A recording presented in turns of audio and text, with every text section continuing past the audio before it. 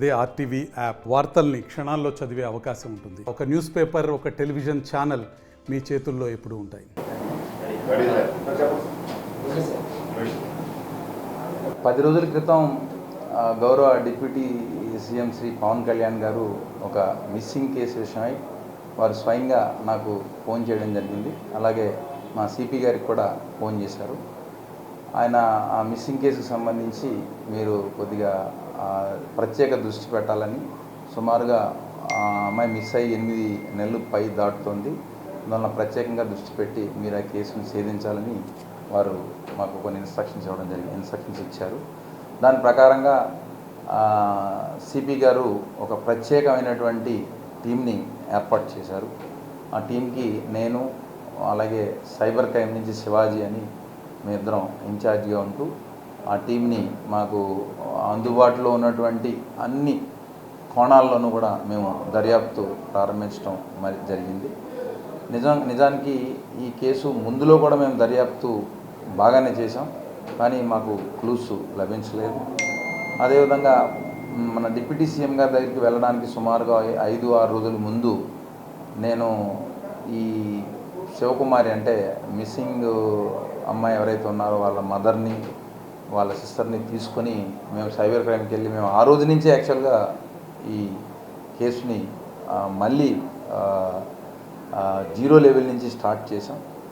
ఈలోపు గౌరవ deputy CM గారు చెప్పడం, అలాగే సిపి గారు ప్రత్యేకంగా ఒక మన టీంని ఏర్పాటు చేయడం, ఏ రోజుకి ఆ రోజు ఈ కేసు సంబంధించినటువంటి ప్రత్యేకమైన శ్రద్ధతో సార్ రివ్యూ చేయడం, వారు డీసీపీ గారు, మా ఏసీపీ గారు మళ్ళీ కొన్ని ఇన్స్ట్రక్షన్స్ ఇవ్వడం, ఆ ఇన్స్ట్రక్షన్ అనుగుణంగా మళ్ళీ మేము తిరిగి మళ్ళీ క్లూస్ సేకరణలో మేము ఇలా సుమారుగా ఒక 10 రోజులు గడిచింది. అన్ని కోణాల్లోనూ కొన్ని డిపార్ట్మెంట్స్కి లెటర్స్ పెట్టాము. టవర్ డంపులని అంటే ఇన్వెస్టిగేషన్ అంతా రివీల్ చేయకూడదు, కానీ అన్ని కోణాల్లోనూ అంటే ఏ ఒక్క చిన్న విషయాన్ని వదలకుండా క్షుణ్ణంగా పరిశీలిస్తున్న క్రమంలో మనకి వాళ్ళ సిస్టర్కి ఈ మిస్సింగ్ అమ్మాయి ఎవరైతే ఉన్నారో ఈ అమ్మాయి ఒక మెసేజ్ పంపించడం జరిగింది. ఇన్స్టాగ్రామ్లో ఒక మెసేజ్ పంపించడం జరిగింది. ఆ అమ్మాయి కూడా ఇమీడియట్గా మేము కూడా వాళ్ళ బంధువులతోని అంటే ముఖ్యంగా ఈ కేసు అంతా కూడా వాళ్ళ సిస్టర్ ఫాలోఅప్ చేస్తున్నారు. మేము ఆమెతో ప్రతిరోజు కూడా మేము చేసినటువంటి దర్యాప్తు, దాని పురోగతి ఏంటి, అలాగే కొన్ని మాకు ఏమైనా డౌట్స్ ఉంటే అవన్నీ కూడా తెలుసుకోవడం, అన్నీ ఆమె చెప్పడం, ఆమె కూడా చాలా బాగా సహకరించారు. ఆమెకు ఎప్పుడైతే మెసేజ్ మనకి వచ్చిందో ఆ మెసేజ్ మాకు పంపించిన వెంటనే మేము దానికి ఒక మెసేజ్ ఎక్కడో ఉందని వచ్చేయడంతోనే సరికాదు. యాక్చువల్గా వెంటనే దాన్ని మేము ఉన్నతాధికారుల దృష్టికి తీసుకెళ్ళడం, ఉన్నతాధికారులు కూడా వెంటనే అలర్ట్ చేయడం, సైబర్ క్రైమ్లో మేము అదే టైంలో మేమంతా అక్కడే ఉండడం. ఇమీడియట్గా 16:33 ఆ టైంకి మాకు మెసేజ్ వచ్చింది. అమ్మాయి 16:33 అంటే 4:33కి మెసేజ్ వచ్చింది. మొన్న 4:33కి మెసేజ్ వస్తే వెంటనే దాన్ని మేము రకరకాల కోణాల్లో కొన్ని ఈ అమ్మాయిని లైన్లో పెట్టి కొన్ని విషయాలన్నీ అడగడం, ఆమె అక్కడి నుంచి కొన్ని పంపించడం. 75+ entrepreneurs, student exchange program, internship abroad. KL, deemed to be university. టెక్నికల్గా కొంత ఇన్వెస్టిగేషను అమెజాన్ వాళ్ళు కానీ కొన్ని లెటర్స్ అవన్నీ కూడా పెట్టడం, ఇన్వెస్టిగేషన్ అంతా నేను రివీల్ చేయలేను.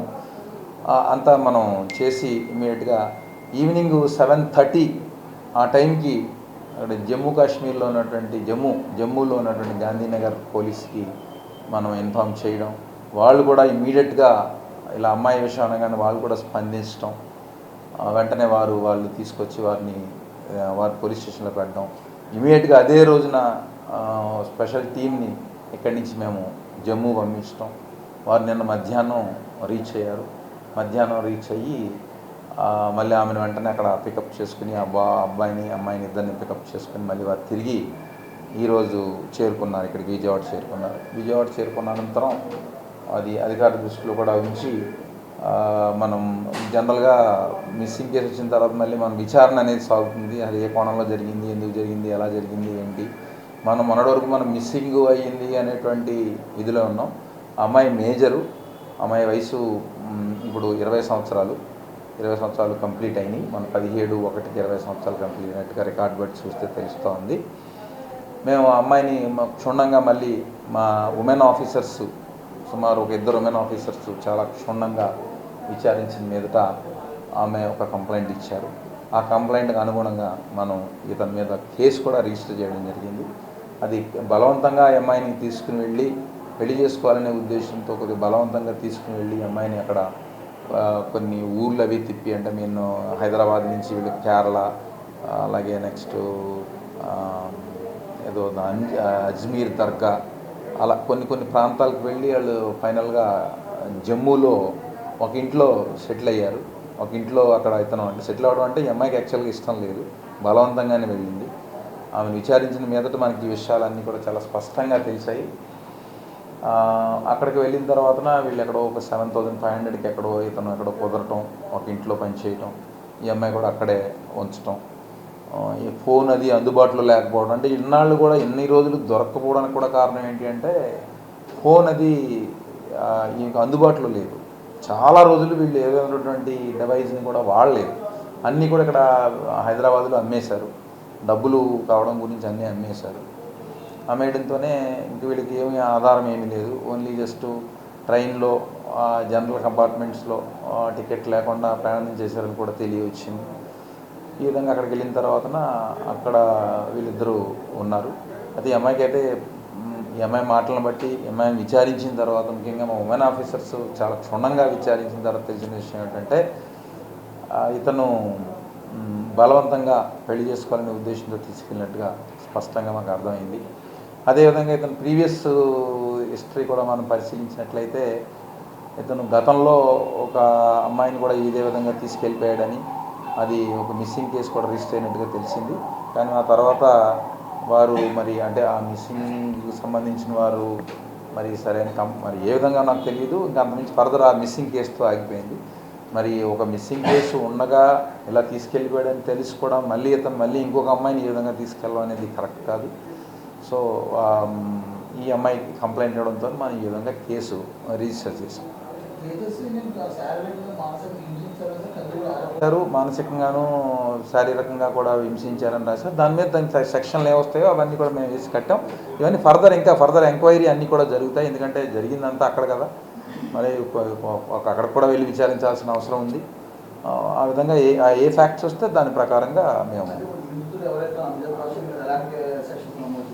ఇందాక చెప్పాను కదండి మీకు 366 ఇది నాన్ బెయిలబుల్ సెక్షన్. అతని రేపు మనం రిమాండ్కి కూడా పంపిస్తాం, జైలుకి వెళ్తారు ఆయన. మరిన్ని వీడియోస్ కోసం ఛానల్ ని సబ్స్క్రైబ్ చేయండి, లేటెస్ట్ అప్డేట్స్ కోసం వాట్సాప్ ఛానల్ ని ఫాలో చేయండి అండ్ లింక్ డిస్క్రిప్షన్ లో ఉంది.